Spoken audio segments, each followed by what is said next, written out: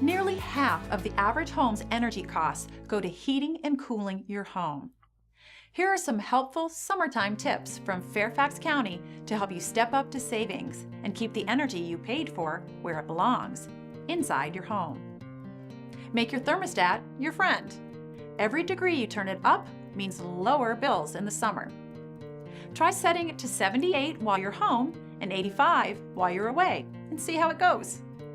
You can also use ceiling and standard fans to make it comfortable to turn it up even higher. It's always cheaper to cool a few rooms with fans than to cool your whole home. Just turn the fans off when you leave the room. Don't be tempted to set your air conditioner at a lower temperature when you first turn it on. It won't make your home cool down any faster. And it could lead to excessive cooling and an unnecessary expense. Instead, set your thermostat at the temperature you want your home. You should also avoid placing lamps, TVs, and other heat-emitting electronics near your thermostat. It can sense the heat from these appliances and could tell your AC to run longer than necessary, which costs you money.